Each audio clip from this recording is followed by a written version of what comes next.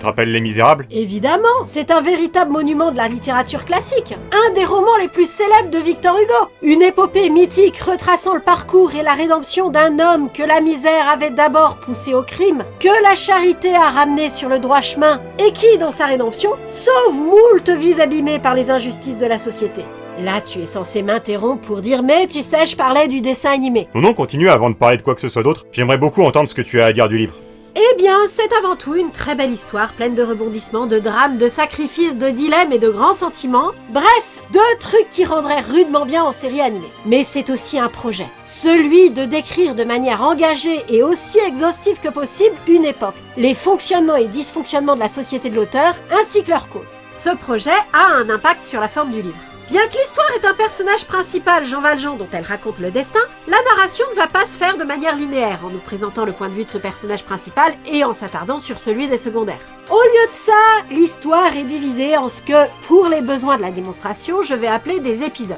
Au début d'un épisode, la narration nous présente un endroit, son contexte socio-politique au moment où le récit commence, les événements qui s'y produisent, et ce n'est qu'au bout d'un moment plus ou moins long selon l'épisode que nous allons comprendre le rapport entre ces événements et ceux qu'on nous a décrits à l'épisode précédent. Le narrateur d'ailleurs ne nous confirme ce rapport que bien après que le lecteur l'ait compris, et ce avec le ton de connivence de quelqu'un qui sait que son interlocuteur sait, et se contente de confirmer ce qu'il sait pour qu'il le sache officiellement. Avant d'en arriver à ce stade fatidique, où nous aura décrit avec précision toute l'histoire familiale du figurant du jour et tous les faits historiques survenus dans la société pendant l'année du récit. Et encore, là, je ne te parle que des moments où on nous raconte effectivement l'histoire. Entre deux épisodes, nous pouvons passer 6 à 19 chapitres à disserter sur un sujet qui inspirait Victor Hugo ce jour-là. Comme la bataille de Waterloo, les enfants sans abri dans les rues de Paris ou le fonctionnement des couvents. 19 putains de chapitres sur le fonctionnement du couvent de Picpus alors que l'histoire s'est interrompue en plein suspense.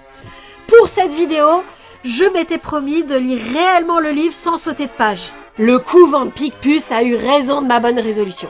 Pour cette vidéo, tu l'avais pas lu avant? Avant, c'est-à-dire quand j'étais adolescente, j'avais lu ce que mon frère se plaît à appeler la version Caille des Misérables. Toujours le texte de Victor Hugo, mais avec des coupes drastiques pour expurger les digressions de 13 chapitres sur des sujets de thèse et les descriptifs superflus. Je ne saurais que recommander de chercher des versions Caille du livre plutôt que le livre lui-même. Ou alors, par pitié, autorisez-vous à sauter des pages, des paragraphes même, pour mieux profiter de l'histoire. En version Caille, c'est un très très beau livre. Et donc on y arrive, tu dis que cette histoire rendrait rudement bien en série animée. Et je ne m'en dédie pas. C'est une histoire très longue, assez pour occuper un grand nombre d'épisodes, les péripéties se prêtent à de super visuels. Côté décor, on va de la forêt de Montfermeil aux égouts de Paris en passant par les galères et le bagne de Toulon. L'emphase nécessaire pour raconter les drames que traversent nos protagonistes se prête à composer une superbe musique, et surtout, cette même emphase est l'occasion d'avoir une mise en scène overcheatée comme les animés japonais savent si bien faire. Et pourtant, si le livre a été adapté en quelques longs métrages animés, en quelques bandes dessinées, en de très nombreux films, et même en comédie musicale,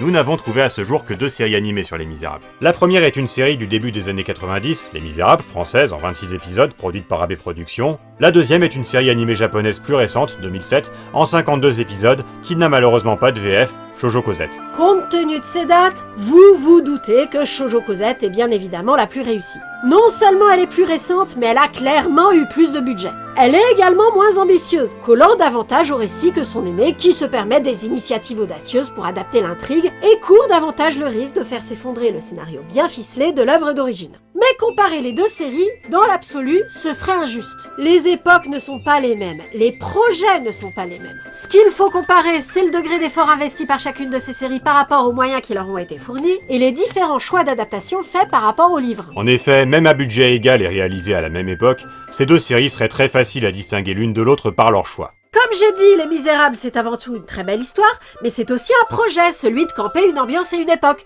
Ce qui implique d'une part de longues digressions de la narration pour camper l'ambiance et l'époque, et d'autre part, de nombreux personnages secondaires n'ayant rien à voir avec le schmilblick, là pour camper l'ambiance et l'époque. La série AB Productions a tenté de se réapproprier le projet, tandis que Shoujo Cosette s'est juste fixé la discipline de raconter l'histoire, en ajoutant éventuellement des détails supplémentaires pour faire encore plus vrai. Du coup, si les 2 séries ont essayé avec plus ou moins de succès d'utiliser les thèmes et les personnages secondaires, la série AB Productions a plus développé les thèmes et Shoujo Cosette a plus développé les personnages. Dans les 2 cas, tout n'est pas réussi et tout n'est pas raté.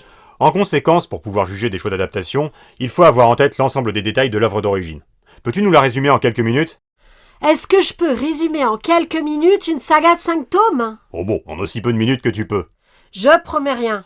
Octobre 1815. L'évêque de Digne, Monseigneur Bienvenu Myriel, recueille pour la nuit un vagabond nommé Jean Valjean, tout juste libéré du bagne après 19 ans de captivité, et dont le statut d'ancien forçat lui a valu d'être refusé par toutes les auberges du coin. Pour prouver son respect à son invité, il sert le dîner avec son service de couvert d'argent, seule richesse que ce défenseur des pauvres se soit jamais autorisé à posséder. Jean Valjean, que ses années de bagne ont aigri et animé d'une profonde haine pour l'humanité qui l'a condamné pour avoir volé un pain pour nourrir sa famille et qui a du mal à trouver du travail après sa sortie de prison, voit en ses couverts l'occasion de refaire sa vie avec une nouvelle fortune. Et sans considération pour l'autre qu'il a si généreusement accueilli, s'enfuit dans la nuit en volant l'argenterie. Des policiers l'arrêtent à l'entrée de la ville et découvrant les 12 couverts d'argent dans son sac, le ramènent chez l'évêque.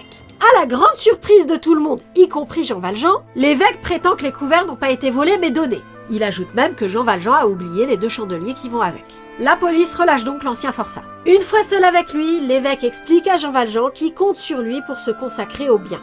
Perturbé par l'aventure, Jean Valjean continue son chemin. Il croise un petit ramoneur savoyard, Petit Gervais, qui, sans prendre garde à la mine patibulaire de son interlocuteur, se vante d'avoir gagné une belle pièce d'argent pendant la journée. En jouant avec, il l'a fait accidentellement tomber. Jean Valjean pose le pied dessus. Petit Gervais le supplie de lui rendre sa pièce. Jean Valjean le chasse, mais aussitôt l'enfant parti, ramasse la pièce et le poursuit, l'appelle pour la lui rendre. Trop tard, l'enfant effrayé a disparu. On ne sait pas si Jean Valjean a fait exprès de voler la pièce au petit ramoneur. Ça paraît évident que oui, mais plusieurs adaptations, dont les séries animées, pensent qu'il le fait accidentellement. À leur décharge, la narration est ambiguë à ce sujet. Mais ça va être un résumé très long. Arrête de m'interrompre. La culpabilité que lui inspire l'événement, combinée aux paroles encourageantes de l'évêque, et l'électrochoc qui décide Jean Valjean à changer. Il détruit son passeport d'ancien forçat, prend un nouveau nom, Monsieur Madeleine, et s'installe dans la ville de Montreuil-sur-Mer, où grâce à la vente des couverts d'argent de l'évêque et aux compétences techniques qu'il a développées, En prison, bien sûr. il devient riche entrepreneur, puis maire de la ville. La prospérité qu'il apporte à Montreuil-sur-Mer grâce à son entreprise et son travail en tant que maire est très appréciée. Mais sa popularité atteint des sommets le jour où il sauve le père Fauchelevent, charretier de son état, d'un accident mortel.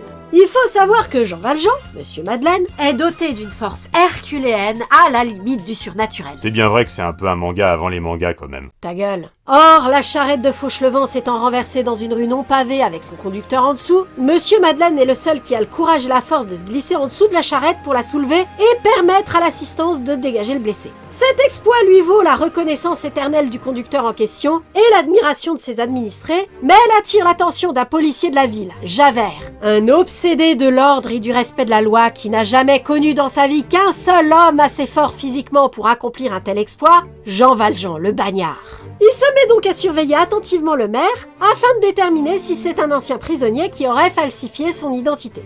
Dans un des ateliers de la ville travaille une pauvre femme, Fantine. Avant de venir travailler à Montreuil-sur-Mer, Fantine a eu une fille hors mariage à Paris. Personne ne voulant faire travailler une fille mère, elle a dû confier sa petite fille, Cosette, à des aubergistes de Montfermeil, les Thénardier, à qui elle envoie maintenant la quasi-totalité de son salaire pour payer l'entretien et l'éducation de sa fille. Malheureusement, Fantine étant illettrée, elle est obligée de dicter ses lettres aux Thénardier à un écrivain public, ce qui fait que son secret est rapidement éventé. La chef d'atelier la vire, l'obligeant pour parvenir à payer les Thénardier à faire des travaux de plus en plus durs, à vendre ses cheveux et ses dents pour se tourner finalement vers la prostitution. Une nuit d'hiver, pendant qu'elle tapine, un riche bourgeois l'agresse. Elle riposte et Javert l'arrête. Monsieur Madeleine, qui a pris le temps d'interroger les témoins de l'agression et déterminé qu'il s'agissait de légitime défense, ordonne à Javert de la libérer et réalisant qu'elle est très malade à force de misère, la fait hospitaliser à ses frais et lui promet de récupérer sa fille, Cosette, pour qu'elle vienne vivre avec elle. Il n'a malheureusement pas le temps de tenir cette promesse, car Javert l'avise qu'un homme vient d'être arrêté pour vol de pommes du côté d'Arras, un nommé Champmathieu, et qu'on l'a identifié comme étant l'ancien forçat Jean Valjean. Retrouver Jean Valjean a l'air de beaucoup motiver beaucoup de monde dans cette histoire. Javert avoue avoir soupçonné Monsieur Madeleine d'être Jean Valjean pendant tout ce temps, et cette arrestation lui prouvant qu'il a tort, il veut être sanctionné pour ce manque de respect. Le fameux Champmathieu, s'il est condamné pour un vol de pommes, peut s'en tirer avec une sanction légère. Mais s'il est reconnu comme un ancien bagnard récidiviste qui s'est débarrassé de ses papiers d'ancien forçat, il risque la prison à perpétuité. Monsieur Madeleine, Jean Valjean, est donc obligé d'aller à Arras pour se dénoncer et éviter à Champmathieu la condamnation. Son aveu laisse l'assistance dans un tel état de stupéfaction qu'après l'avoir entendu, on le laisse quitter le tribunal et rentrer à Montreuil-sur-Mer pour rassembler ses affaires et revoir Fantine une dernière fois avant d'aller chercher sa fille. Javert ne lui en laisse pas le temps. Il vient arrêter Jean Valjean devant Fantine mourante, qui ne résiste pas à ce dernier choc et rend son dernier soupir sans avoir jamais revu sa fille. Jean Valjean fait alors le serment de s'occuper de Cosette lui-même.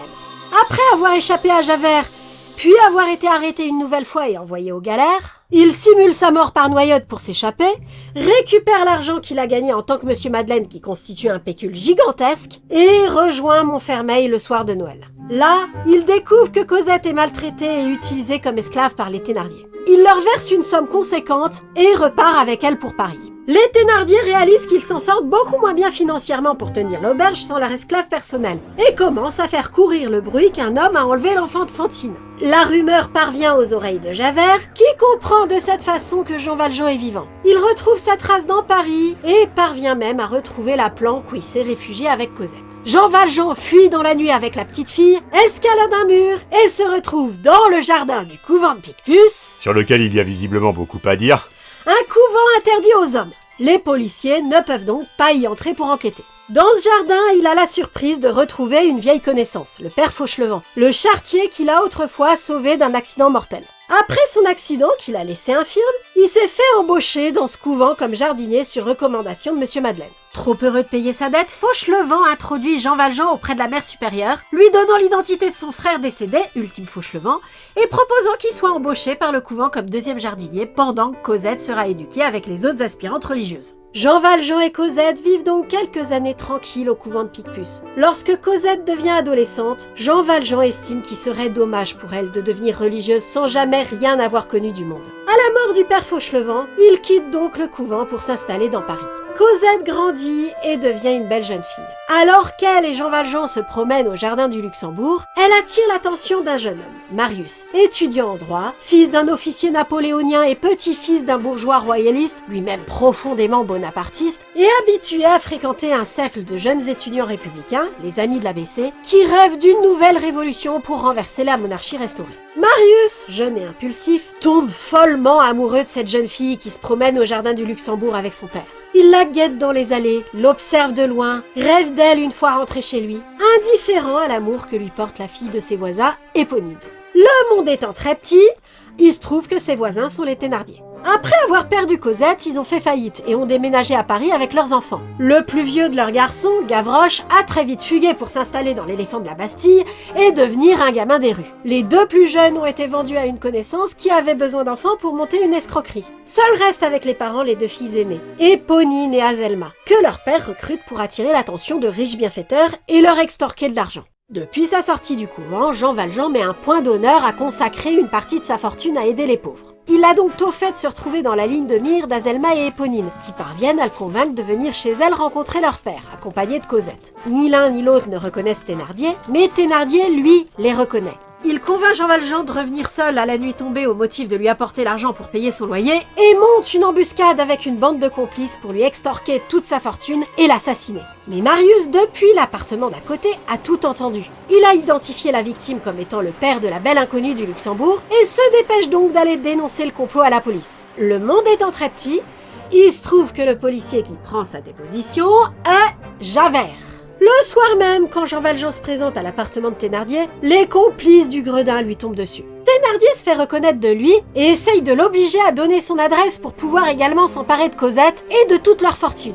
Jean Valjean résiste. La police arrive à temps pour le sauver, mais a la surprise de voir la victime s'enfuir plus vite que les criminels pour ne pas être reconnu par Javert. Marius, qui a assisté à la scène depuis son appartement, est très perturbé par cette fuite, mais plus désespéré encore parce que dans l'aventure, il a perdu toute chance d'avoir le nom et l'adresse de la belle inconnue du jardin du Luxembourg. C'est sans compter Éponine. Elle est tellement amoureuse, Éponine, qu'elle ne peut pas supporter de voir son bien-aimé se morfondre. Elle préfère le savoir heureux avec une autre plutôt que malheureux. Aussi, dès qu'elle découvre où la belle demoiselle habite, elle s'empresse d'en informer Marius. Et lorsque son gredin de père sort de prison, elle fait tout ce qui est en son pouvoir pour l'empêcher de nuire à la demoiselle et à sa maisonnée. Brave Éponine. Marius, donc, rencontre enfin Cosette, et tous deux entament une longue relation amoureuse en cachette de Jean Valjean. Mais Jean Valjean découvre que Thénardier s'est évadé de prison et prend peur. Il décide de préparer sa fuite en Angleterre et en attendant, de déménager une nouvelle fois dans un autre appartement en ne laissant à Cosette que le temps de préparer ses affaires. Je prends mes affaires, nous n'avons plus le temps. Cosette, craignant que Marius perde sa trace une nouvelle fois, profite d'un moment d'inattention de Jean Valjean pour interpeller la première personne qu'elle croise dans la rue et lui confier une lettre à mettre à la poste. Le monde étant très petit, il se trouve que cette personne est Éponine. Elle est brave Éponine, mais faut pas la prendre pour une poire non plus. Donner à Marius l'information qui se languit d'avoir le protégé de son père, d'accord, mais porter le courrier de sa rivale, ça commence à faire beaucoup. Elle ne parvient donc pas à se résigner à la poster et la lettre reste dans sa poche. Quand Marius se présente à son rendez-vous ce soir-là, Cosette a disparu sans laisser de traces. Et c'est ce même soir que l'histoire, avec un grand H, se met en branle. Nous sommes le 5 juin 1832. Les funérailles du général Lamarque sont l'occasion pour tous les pro-révolutionnaires de déclencher une insurrection dans Paris pour provoquer la révolution et le retour de la République. Les amis de Marius sont parmi les insurgés, et Marius, sans nouvelles de Cosette, n'a plus aucune raison de crainte pour sa vie. Il rejoint donc ses camarades sur la barricade. Éponine le suit, décidée à se battre et à mourir à ses côtés s'il le faut. Elle aperçoit son petit frère Gavroche parmi les combattants. L'enfant des rues épris de liberté compte bien participer à l'événement. Elle ne lui parle pas, de toute façon elle n'en a guère le temps. Marius est dans la ligne de mire d'un fusil, et instinctivement, Éponine se jette sur la trajectoire de la balle pour sauver celui qu'elle aime. Marius la découvre, blessée. Elle lui confie la lettre qu'elle n'a pas pu se résigner à lui remettre et qui contient la nouvelle adresse de Cosette, l'informe également que l'enfant qui participe aux affrontements est son petit frère et qu'il ne faut pas qu'il la voie. Elle meurt dans ses bras après lui avoir avoué son amour. Marius décide alors de sauver Gavroche tout en faisant ses adieux à Cosette et confie à l'enfant une lettre pour sa bien-aimée. Gavroche n'a pas envie de s'éloigner de la barricade. Il n'est pas sûr de pouvoir y revenir une fois que les affrontements se seront intensifiés. Marius le baratine pour le convaincre qu'il a vraiment le temps d'aller et revenir et Gavroche consent à faire la commission. Bien sûr, il tient quand même à se battre le Gavroche. Alors quand sur le pas de la porte de l'adresse demandée, il voit un vieux monsieur qui lui promet de remettre la lettre à sa destinataire et réclame de savoir dans quelle rue est la barricade d'où vient la lettre, il ne pose pas de questions, il donne, il répond et il repart avant que les rues soient bloquées. La tentative de sauvetage par Marius a échoué et la lettre ne parvient jamais à Cosette. C'est Jean Valjean qui la lit. Jean Valjean, qui, comprenant que si Marius meurt, Cosette aura le cœur brisé, décide de rejoindre la barricade, de se mêler aux insurgés et de protéger Marius. Arrivé à la barricade, il constate que les révolutionnaires ont capturé un policier qui s'était infiltré parmi eux. Le monde étant très petit, ce policier est Javert.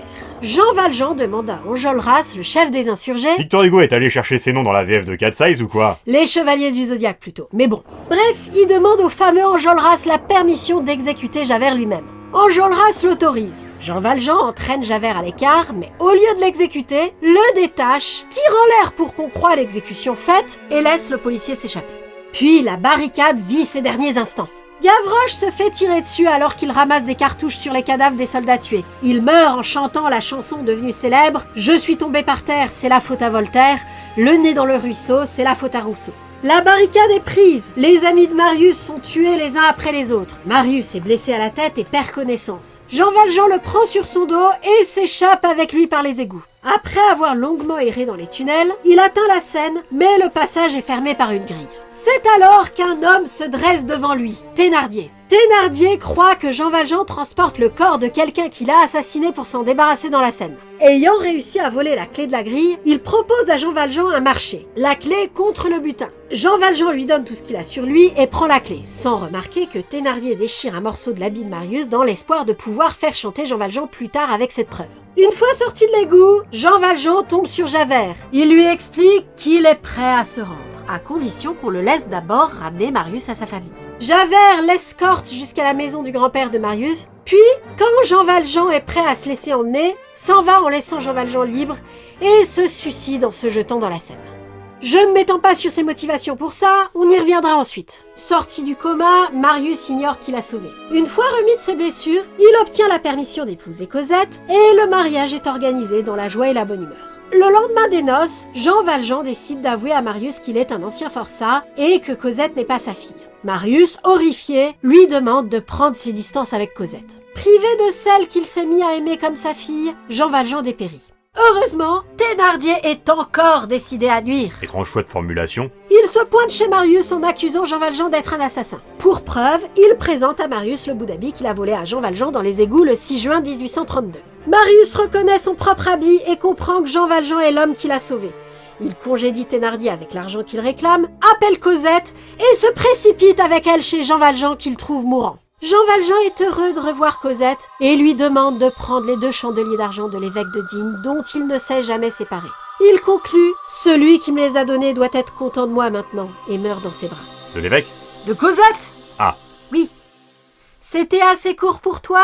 Ça faisait 4 pages de script. Je pouvais pas faire mieux! Et je n'ai même pas parlé de la dette que Marius a à son insu envers Thénardier, qui a sauvé son père à la bataille de Waterloo en essayant de le détrousser, ni de l'histoire de tableau à laquelle ça donne lieu. C'est vraiment exceptionnel comme saga. Mais c'est bourré de coïncidences invraisemblables. Ça gênait personne à l'époque. Mais surtout, une chose vous aura sans doute frappé en écoutant mon récit. Cosette. Cosette ne sert à rien. C'est principalement un enjeu, un MacGuffin, à peine un personnage. Même si la narration prend le temps de décrire de temps en temps ses états d'âme, elle ne fera en tout pour tout qu'une seule action conséquente dans les 5 livres. Écrire une lettre à Marius pour lui donner sa nouvelle adresse. Et encore, elle trouve le moyen de confier ladite lettre au personnage le moins motivé pour l'aider. C'est extrêmement frustrant, parce que pendant ce temps, Éponine est, elle, un personnage touchant, émouvant, proactif. Et on aura vachement envie que Marius finisse avec elle plutôt qu'avec l'autre potiche. Même le choix de rendre visite à Jean Valjean à la fin de l'histoire, lui permettant de voir sa fille une dernière fois avant de mourir, ce n'est pas Cosette qui le fait, mais Marius. Bref, les 2 séries ont estimé que c'était un manquement de la part du livre et ont décidé de donner un rôle plus central à Cosette. C'est plutôt une bonne chose à mon sens. L'image de Cosette avec son balai trop grand dans la cour des Thénardier est quand même la première chose qui vient en tête quand on pense aux Misérables. C'est Cosette qui évoque le plus l'archétype de l'orpheline qui va passer par des épreuves pour trouver le bonheur. Il fallait donner à Cosette le rôle qui va avec son caractère iconique. Donc, si Shoujo Cosette a choisi, la plupart du temps, de respecter les événements du livre, mais de les raconter autant que faire se peut du point de vue de Cosette, augmentant subtilement sa participation aux événements et lui faisant avoir une plus grande conscience de ce qui se passe autour d'elle que dans le livre, avec quelques anecdotes ajoutées entre 2 événements du roman pour lier le tout, la série AB Productions a décidé de carrément réécrire des pans entiers de l'intrigue et de changer la chronologie des événements pour que Cosette soit à Montreuil-sur-Mer au moment des soupçons de Javert, à Arras au moment du procès, sur les barricades au moment des émeutes, etc., etc., etc. Cette réécriture permet l'ajout d'un certain nombre de péripéties qui vont permettre à Cosette de prendre du volume en tant que personnage. Au lieu de rester bêtement assise dans son jardin à attendre Marius, Cosette se déguise en garçon, va chercher son père en Angleterre pour l'avertir des risques qu'il court, l'aide à s'échapper au moment du procès d'Arras, avertit le général Lamarque d'une tentative d'empoisonnement, joue le mariage de Figaro pour encourager les Parisiens à la Révolution, provoque la disparition de son chien en faisant sa crise d'adolescence,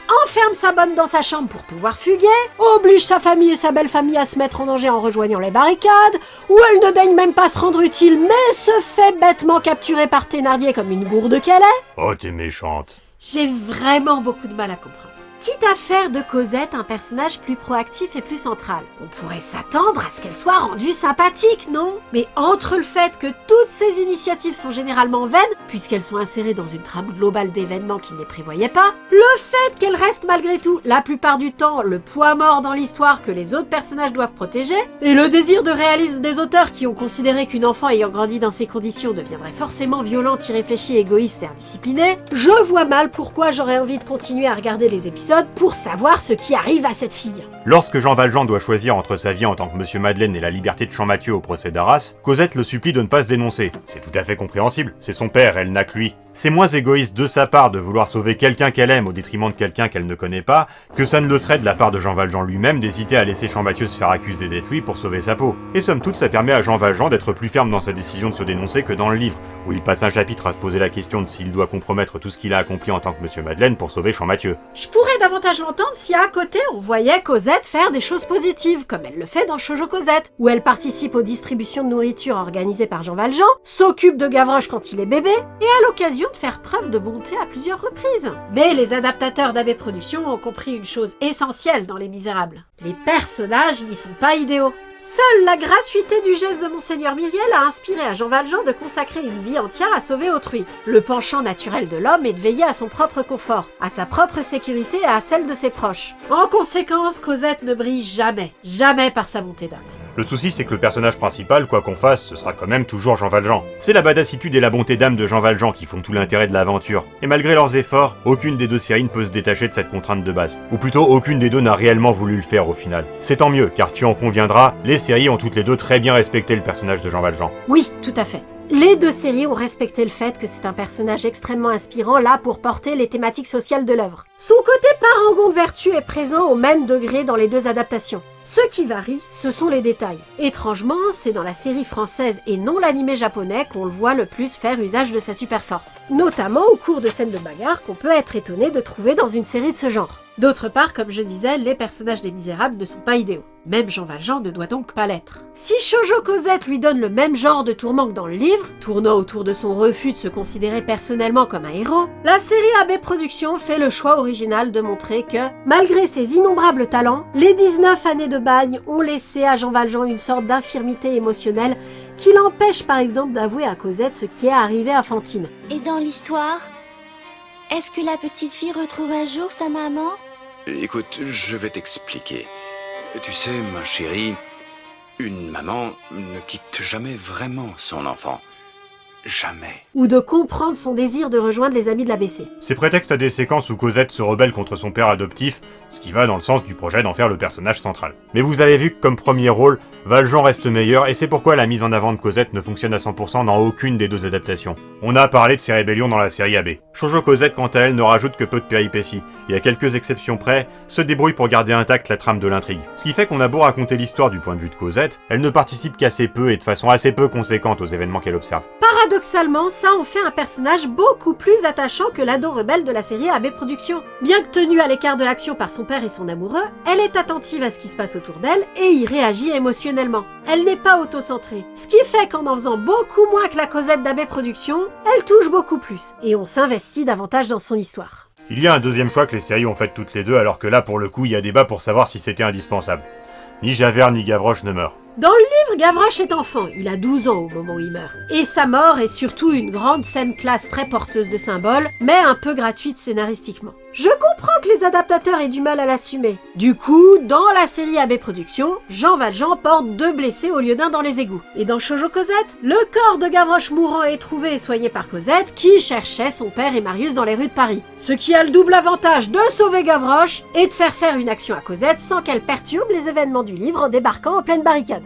J'ai plus de mal à comprendre pourquoi on censure systématiquement le suicide de Javert. Javert, c'est un adulte, et même si son intégrité et son sens du devoir me touchent beaucoup, c'est pas censé être un personnage sympathique. Victor Hugo ne l'aime pas, ça c'est sûr. Mais objectivement, son sens aigu du devoir, ses capacités de déduction et d'observation, sa ténacité, son désir profond de justice, ce sont des qualités. Le fait qu'il n'arrive pas à gérer de devoir la vie à la personne qu'il a consacré son existence à poursuivre, et qu'il préfère mourir plutôt que de devoir admettre qu'il a suivi la mauvaise voie pendant toutes ces années, c'est pas très satisfaisant. Il y a une beauté tragique dans le caractère absolu du personnage, mais cette beauté tragique n'est pas aussi forte que de mettre en scène une vraie rédemption, une vraie réconciliation entre le policier et le fugitif qu'il poursuit. Ainsi, les deux séries optent pour la rédemption de Javert plutôt que sa mort.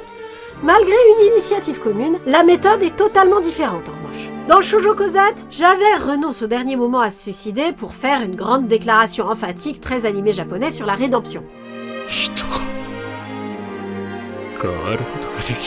Tandis que dans la série AB Productions, que je dois dire que j'admire pour son audace, Javert se jette bel et bien à l'eau mais est sauvé de la noyade par Jean Valjean, permettant une réelle réconciliation entre eux. Quoi qu'il en soit, la profession de foi faite par Javert à la fin de Shoujo Cosette, qui montre à quel point cette expérience a été positive pour lui, comme ses efforts pour innocenter Jean Valjean à la fin de la série d'AB Productions, sont des issues plus agréables que celles du livre à l'arc personnel de Javert. Un troisième choix que les deux séries ont fait spontanément toutes les deux. Gavroche et Cosette se connaissent et sont proches, alors que dans le livre, ils n'interagissent pas. Là pour le coup c'est logique. Gavroche est le fils des Thénardier. Il a 3 ans le jour où Cosette est emmenée par Jean Valjean. Cosette a eu amplement le temps de le connaître et de s'occuper de lui quand il était bébé. C'est effectivement ce qu'elle fait dans Shoujo Cosette.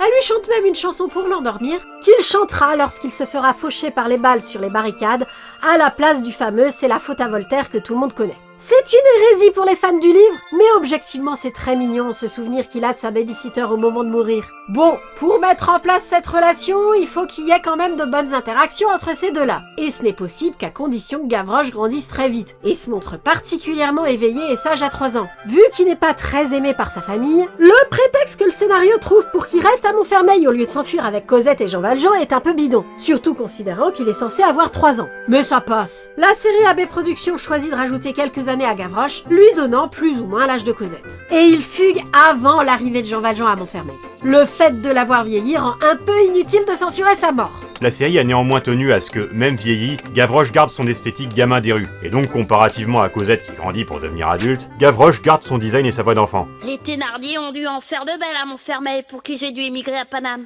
Laissez Gavroche agir, mes amis, je veux au renseignement. Par contre, bien qu'on ait censuré sa mort, la chanson La faute à Voltaire, elle, n'est pas censurée. Il la chante même à toutes les sauces dans tous les épisodes. Joie est mon caractère, c'est la faute à Voltaire. Misère est mon trousseau, c'est la faute à Rousseau. De façon générale, la série AB Productions, dont le français est la langue originale, a veillé à faire parler certains personnages dont Gavroche dans un argot très suranné, qui fait authentique. J'espère avoir l'occasion d'y revenir plus tard. 4e choix fait par les deux séries en même temps. Gavroche et Cosette adoptent un chien chez les Thénardier. Dans la série AB Productions, Cosette l'emmène quand elle part avec Jean Valjean. Dans la série Shoujo Cosette, il reste avec Gavroche. C'est un petit chien de salon dans AB Productions, un molosse capable de protéger son maître dans Shoujo Cosette. Il ne sert pas à grand chose dans la série AB Productions à part une péripétie dont on aurait sans doute pu se passer. Il permet à Cosette de retrouver Gavroche mourant dans la série Shoujo Cosette. Les deux chiens n'ont rien à voir, ni en termes scénaristiques, ni en termes esthétiques. Donc je peux pas dire pourquoi les deux séries ont choisi de mettre un chien.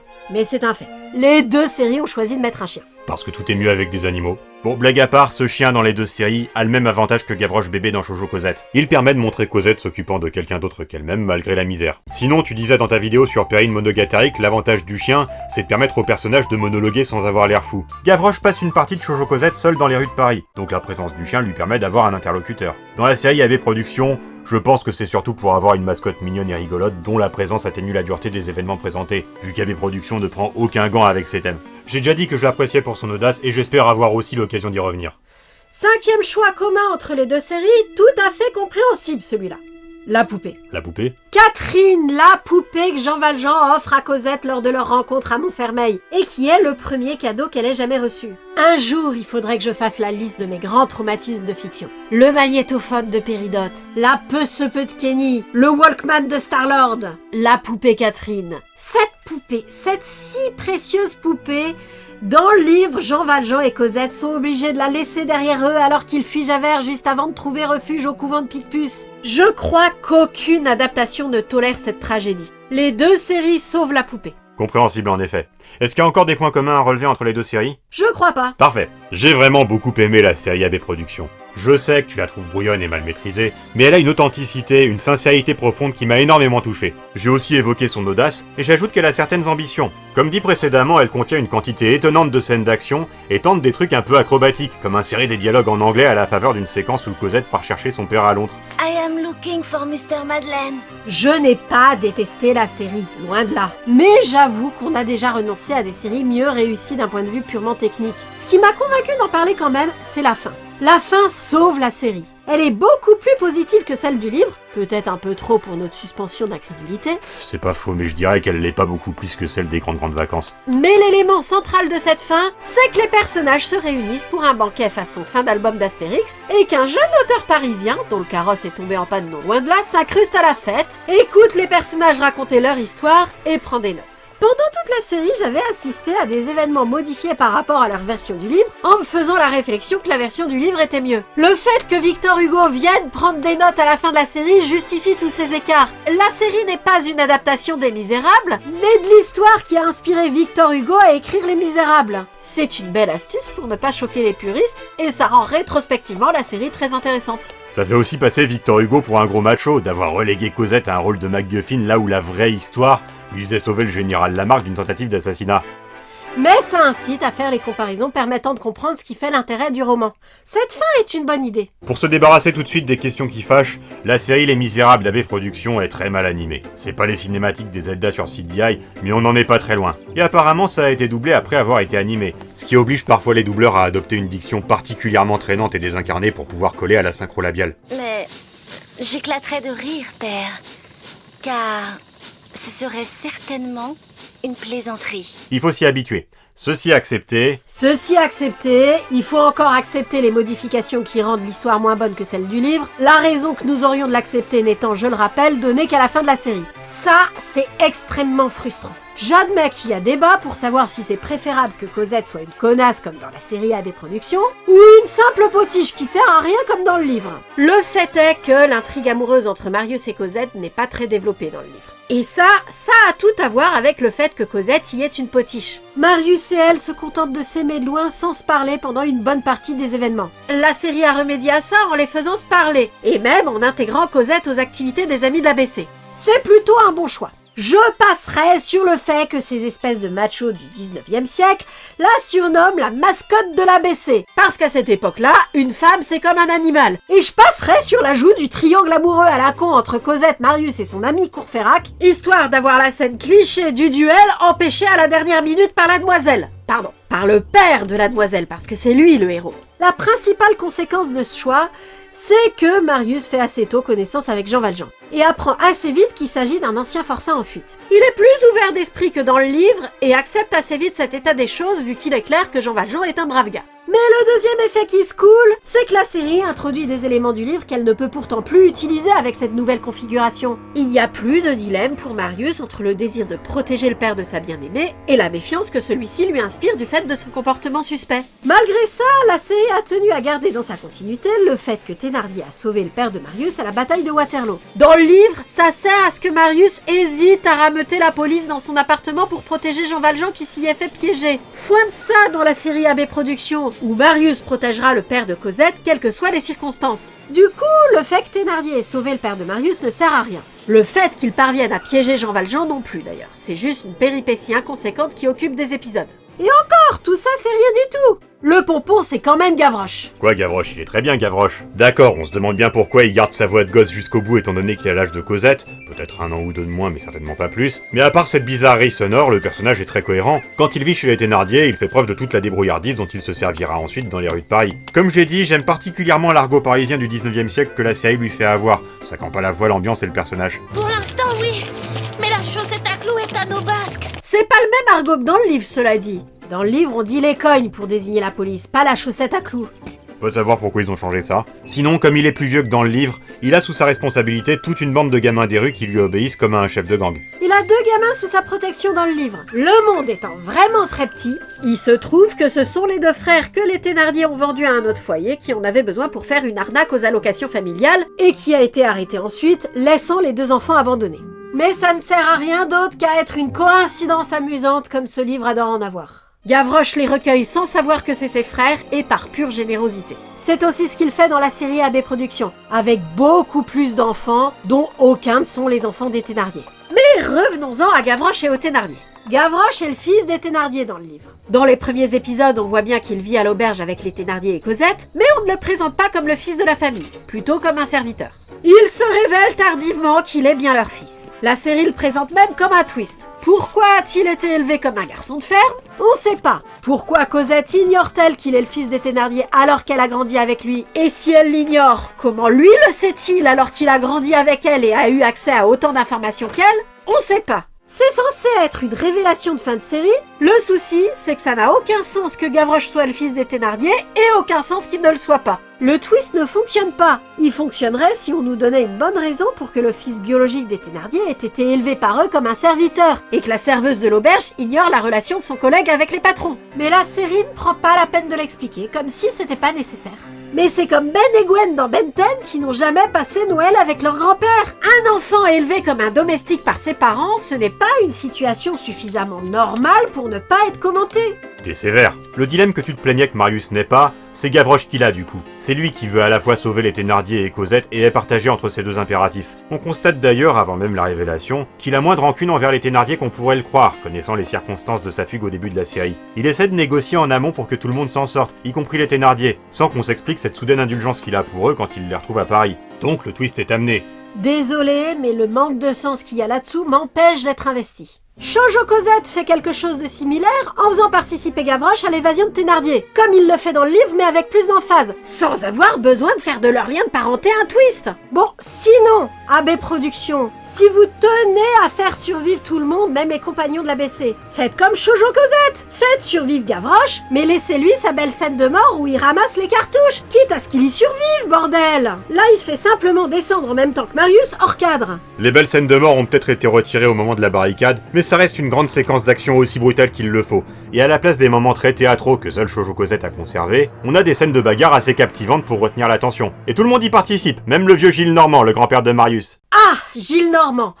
Parlons-en de Gilles Normand. Alors oui, parlons-en, mais c'est moi qui en parle. Je trouve très intéressant et même mignon ce que la série a essayé de faire avec Gilles Normand. C'est pas un personnage secondaire, le livre consacre plusieurs chapitres à développer son background pour justifier son caractère et expliquer comment le conflit familial dans lequel est imbriqué Marius a pu se mettre en place. Gilles Normand est le grand-père maternel de Marius. C'est un royaliste qui a tenu Marius à l'écart de son gendre bonapartiste, ancien héros de l'armée napoléonienne. Au cours du récit, Marius, découvrant la vérité sur son père que son grand-père lui a toujours caché, se brouille sévèrement avec ce dernier, jusqu'à vivre dans la misère, avec les Thénardier comme voisins de palier, suite à cette dispute. Ce conflit est beaucoup moins développé dans la série AB Productions, où Cosette sort avec Marius dès sa rencontre avec lui au jardin du Luxembourg, rencontre le grand-père, gagne son cœur après quelques péripéties, et lui présente son père, qui contre toute attente plaît beaucoup au vieil homme qui lui manifeste son amitié avec un enthousiasme spectaculaire. De fait, Gilles Normand va être celui qui donne le ton à la partie Marius de l'intrigue. On parle de révolution, de complot contre le général Lamarque, de résistance, mais le ton va être donné par un vieil aristocrate nostalgique, amoureux de la reine Marie-Antoinette, et qui veut absolument anoblir toutes les personnes sympas qu'il rencontre. Gilles Normand n'est pas noble dans le livre. Royaliste certes, mais pas noble. Par contre, c'est effectivement un vieil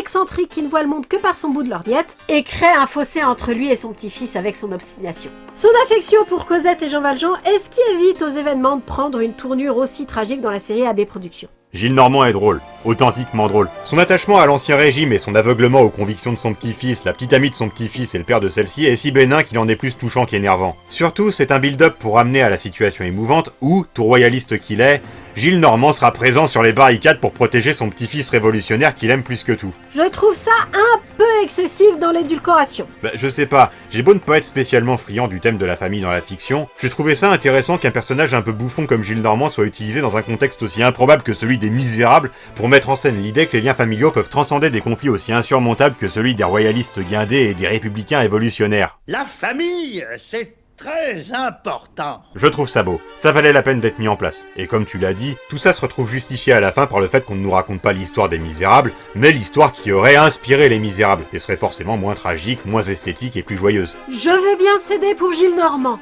Le vrai gros problème de cette série, c'est plutôt Cosette. On l'a mise au centre, mais ce n'est ni pour en faire un personnage sympathique, ni pour en faire un personnage proactif. C'est une chieuse et une chochotte qui a besoin des garçons pour la protéger, mais comme en plus elle va toujours se balader là où il ne faut pas, c'est particulièrement difficile de la protéger.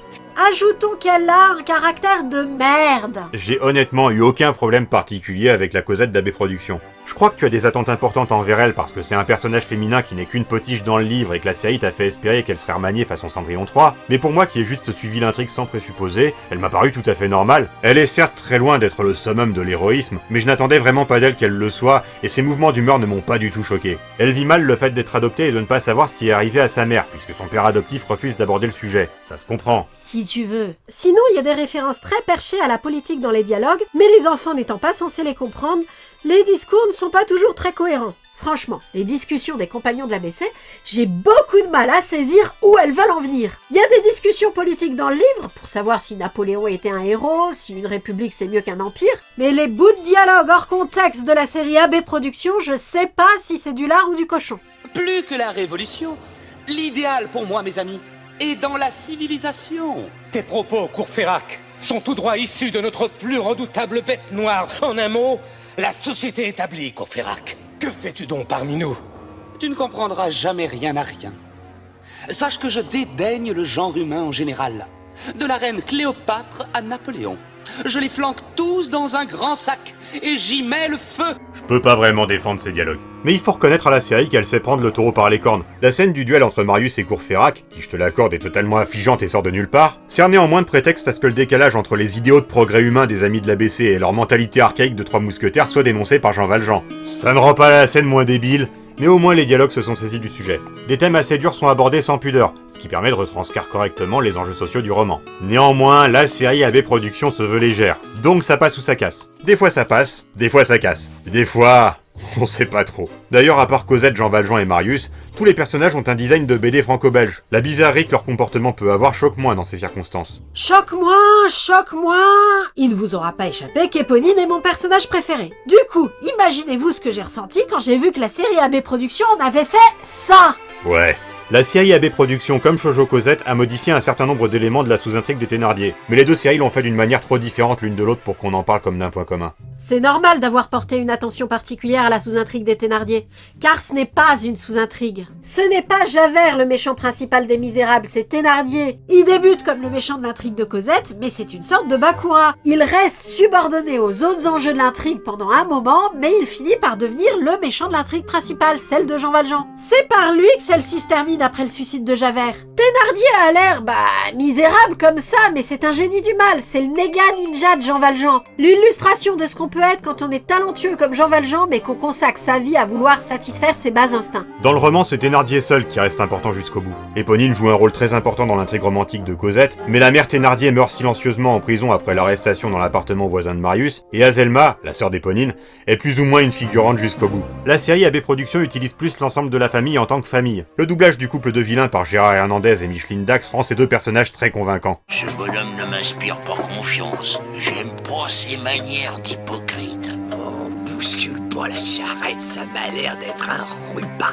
À la faveur du twist absurde que tu mentionnais, la série va jusqu'à mettre en scène une réconciliation entre Gavroche et ses parents qui survivent tous les deux. Mais ne fait absolument rien d'Éponine, c'est un scandale! Elle n'en fait pas rien. Il y a une brève allusion à ses sentiments pour Marius, et la série a à cœur de mettre en scène une sorte de rédemption conjointe d'Éponine et Azelma. C'est vraiment pas fabuleux, j'en conviens, mais c'est une manière que la série a trouvé de faire son truc, tout en essayant quand même de rendre hommage à l'œuvre d'origine. À l'œuvre d'origine qui en sera inspirée. Le jeune Victor Hugo a bien fait de ne pas en rester à la sous-intrigue nulle d'Éponine et Azelma dans la véritable histoire d'AB Productions. Bon, blague à part, je vois très bien l'intention de cette séquence pas fabuleuse. C'est de faire écho à la scène du début avec Monseigneur Myriel, et de montrer Jean Valjean transmettant à son tour la bonne parole qui lui a été transmise, afin que le cycle de rédemption soit sans fin. Mais ça a été brinque-ballé à la n'importe quoi dans une situation pas aménagée pour, et du coup, ça fonctionne pas aussi bien que ça devrait. Est-ce qu'il y a encore quelque chose à dire de cette série ? Oui. La mirepoix ? La mirepoix. Pour une raison non déterminable, les adaptateurs d'AB Productions se sont dit que ce qui manquait à la partie Montfermeil des Misérables, c'est une vieille fille aristocrate vivant seule dans son château avec sa nièce qui collectionne les poupées et n'a rien de mieux à faire de son temps que de se balader dans les commerces de la ville pour aller dire du mal de la serveuse de l'auberge qui a l'indécence d'exister et de travailler alors que les braves Thénardier ont tellement de mal à la nourrir. Mademoiselle de Mirepoix, donc, se fera remettre à sa place le jour où elle voudra acheter une poupée pour sa nièce comme cadeau de Noël, et que Jean Valjean, plus rapide pour acheter la poupée, refusera de la lui revendre pour l'offrir plutôt à Cosette. On peut supposer qu'elle ne sert, du coup, qu'à procurer ce sentiment de satisfaction qu'on éprouve en la voyant obligée de renoncer à une poupée qui va être donnée à Cosette. Sauf qu'elle réapparaît. On la recroise pendant les barricades, toujours flanquée de sa nièce, en train de faire des commentaires désobligeants sur ce qui est en train de se passer. J'ai bien cru sur le moment qu'elle allait servir à se maquer avec le vieux Gilles Normand, mais non, a priori ça ne va pas plus loin. Elle est juste là pour faire des commentaires. Pas juste là. Elle fait des commentaires. La série AB Productions a vraiment essayé de donner la parole aux royalistes, aux républicains et aux bonapartistes, d'une manière qui permette aux petits spectateurs de comprendre les enjeux politiques à l'œuvre dans cette histoire. Mon père lui aussi était à la Bastille en 89, et franchement, avec tout ce qu'il m'a raconté sur la Révolution, moi je tiens ma propre tête. Le résultat est plus ou moins heureux, mais l'effort mérite d'être salué. Admettons. C'est un terrain sur lequel Shoujo Cosette ne s'est pas trop risqué. Elle a préféré tenter d'universaliser au maximum les enjeux. Pour preuve, le fait que Fantine soit une fille mère n'est vraiment pas un sujet dans les premiers épisodes, alors que c'est le sujet dans le livre. On lui refuse des postes parce qu'avoir un enfant à charge la rend indisponible pour travailler. Je dirais que le remplacement de la faute à Voltaire par une berceuse est dans la même veine. On se préoccupe plus tant que ça de savoir si le chef de l'État est un président, un roi ou un empereur, mais plus de savoir si les pauvres ont à manger et sont traités correctement par le système judiciaire. C'est compréhensible, mais du coup, les passages sur Napoléon et sur l'engouement de Marius pour ce dernier font un peu de détails exotiques mis là pour l'ambiance. Dans l'ensemble, Shoujo Cosette est une série très réussie parce que l'histoire de base des Misérables est très réussie et qu'elle s'efforce de s'en éloigner le moins possible. Elle a peu de mérites qui lui sont propres, et elle a des torts. Les principaux mérites sont techniques, bien évidemment. Le dessin est très beau, les personnages sont séduisants. Ouais, enfin, Monseigneur Myriel, on dirait un peu Cornello dans Fullmetal Alchemist. Et les dessinateurs ont été précis au point d'écrire les textes en toutes lettres et en français. Ouais, sauf que dès que tu fais arrêt sur image...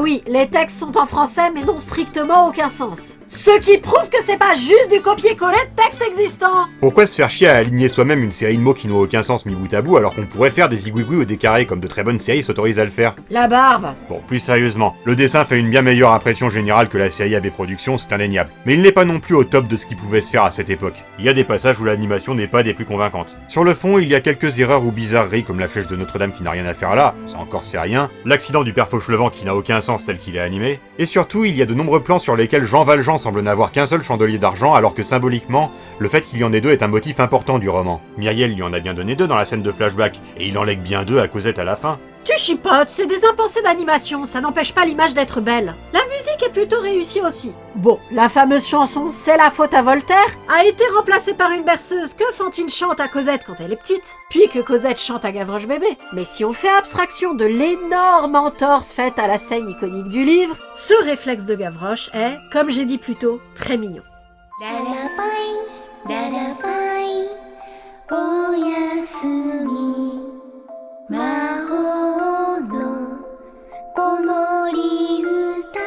Le truc que j'ai plus de mal à digérer, c'est la chanson de J-Pop au moment de l'assaut de la barricade, qui enlève à la scène de mort des compagnons de l'ABC tout aspect tragique.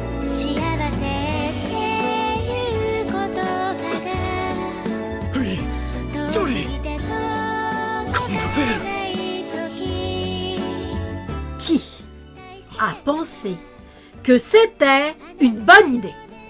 Je reviens aux détails que la série a ajoutés pour faire plus vrai. Le livre précise que les Thénardier perdent leur auberge parce qu'ils n'ont plus d'esclaves à y faire travailler. La série suggère une histoire d'investissement mal placé alors que le cours du blé chute pour crédibiliser tout ça. Elle ajoute également une sous-intrigue à Éponine pendant la période que Cosette passe chez les Thénardier, afin d'en rajouter une couche sur le ressentiment d'Éponine envers Cosette qui a toujours eu plus la cote qu'elle auprès des garçons. Elle améliore certaines scènes qui sont tout de même un peu faiblardes dans le livre, comme la déclaration de Marius et Cosette. Par contre, elle ne sauve pas vraiment la scène du coup de foudre, mais en même temps, c'est un coup de foudre, c'est assez difficile à sauver. Plusieurs générations de longs métrages Disney sont là pour te contredire.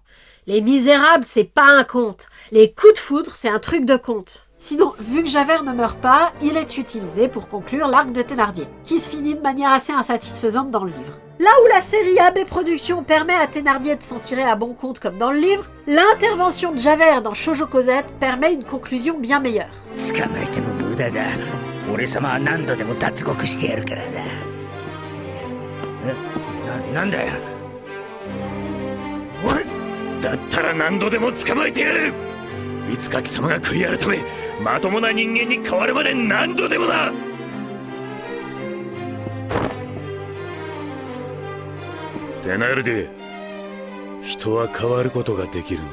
Comme dans la série AB Productions, la mère Thénardier survit. Elle part avec Azelma dans ce qui ressemble à une tentative de Shoujo Cosette d'introduire un peu de féminisme dans Les Misérables, ce qui au fond s'y prête plutôt bien étant donné les thématiques sociales du roman. Un dernier changement majeur est le sort de Montreuil-sur-Mer après que Jean Valjean se soit dénoncé lors du procès d'Arras. Dans le livre, la ville, privée de son maire, retombe dans la pauvreté. La série crée un personnage, Alain, jeune voleur repenti et entré au service de Monsieur Madeleine, qui continue le travail après la disparition de celui-ci et permet au bienfait de Jean Valjean d'être durable. C'est moins déprimant.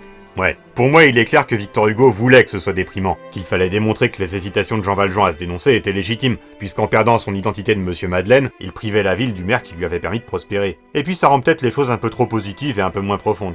J'entends, mais j'ai quand même du mal à le regretter. Le passage de Jean Valjean par Montreuil-sur-Mer n'a pas été vain, ça fait du bien à voir. Sans aller jusqu'à créer un personnage pour rendre ça possible, la série AB Productions se débrouille pour faire ça aussi. Je reconnais. Mais surtout, l'amélioration la plus importante. Cosette est réellement mise en valeur, et réellement sympathique. Petite, elle prend soin du bébé Gavroche et de son chien. Plus tard, elle fait face à son deuil et chérit le souvenir de sa mère. Adulte, elle participe aux activités de charité de Jean Valjean. Elle se montre très investie dedans, elle se préoccupe réellement des autres. Elle sauve Gavroche de la mort, parce que oui, quitte à ne pas faire mourir Gavroche, autant que ce soit Cosette qui le sauve et que du coup, elle serve à quelque chose. Dit la meuf qui a passé le visionnage à gueuler « Parle-lui des deux gamins que tu as laissés au Luxembourg !»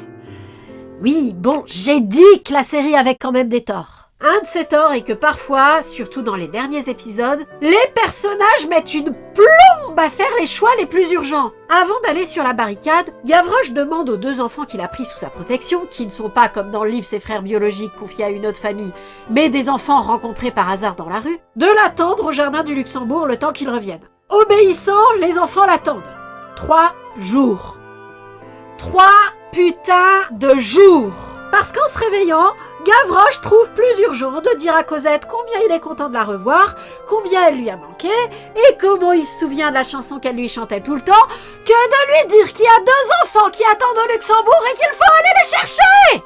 C'est pas le seul cas de figure comme ça. Dans la même veine, Marius met une éternité avant de se décider à rejoindre ses amis sur la barricade. On suppose que la série fait volontairement traîner les événements pour avoir 52 épisodes, mais au final ça donne surtout l'impression qu'il en a pas grand chose à faire de la Révolution, et encore moins de ses amis. Un autre tort qu'on peut reprocher à la série, c'est que l'histoire est tout de même un tantinet censurée. Dans le livre, pour pouvoir payer la pension de Cosette chez les Thénardier, Fantine est obligée de se faire arracher les dents pour les vendre à un dentiste et de se prostituer. La série AB Productions n'a clairement pas gardé le coup des dents, mais vu que l'histoire de Fantine est un flashback, il est fort possible qu'elle s'y soit bel et bien prostituée. Mais dans la série Shoujo Cosette, où la déchéance de Fantine se déroule dans le présent de narration, elle se contente de travailler jusqu'à épuisement. La censure passe encore. Mais la série ajoute un détail bizarre qu'elle considère sûrement comme trop anodin pour faire tiquer, mais qui ne l'est pas du tout. Au premier épisode, Fantine montre à Cosette un pendentif qu'elle tient de sa mère, en lui promettant de le lui léguer quand elle sera adulte. Ce pendentif est en argent. Si Fantine le vendait, elle n'aurait sûrement pas besoin de vendre ses cheveux ou de travailler jusqu'à épuisement. Mais non, elle le garde jusqu'au bout pour que Jean Valjean le donne à Cosette, et ça sert à rien. Ça sert jamais à rien. Tout au plus à rajouter un drama et à servir de prétexte à un filler what the fuck où Cosette, inspirée par la présence de ce pendentif à son cou, aide une mère à retrouver sa fille perdue. Parce qu'elle serait pas assez motivée sans le pendentif, tu vois.